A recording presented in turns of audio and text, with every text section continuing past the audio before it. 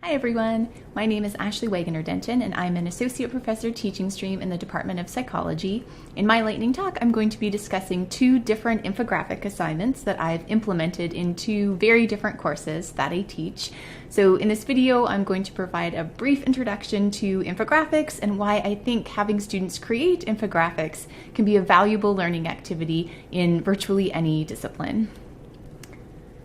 So, of course, everyone has some familiarity with infographics. They've become very popular in many different contexts, in large part due to the availability of free web-based tools such as Canva that make it easy for anyone to create them. You no longer have to be a graphic designer.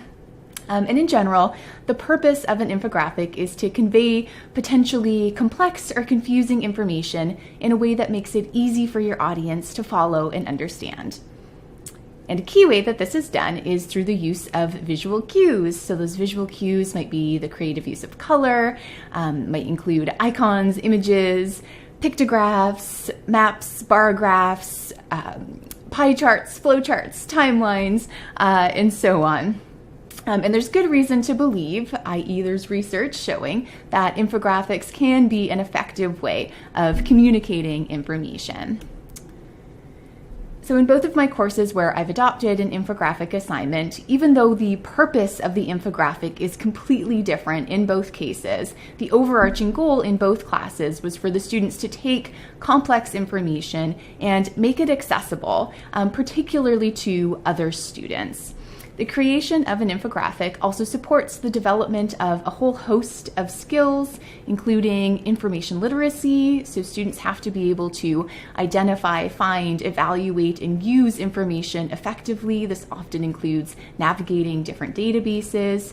Communication skills, of course, so students have to carefully consider how to combine visuals and text in a meaningful way, considerations for organization, flow, conciseness, clarity, and so on.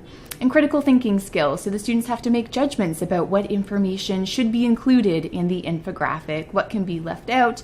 They often have to synthesize information from multiple sources, and so on.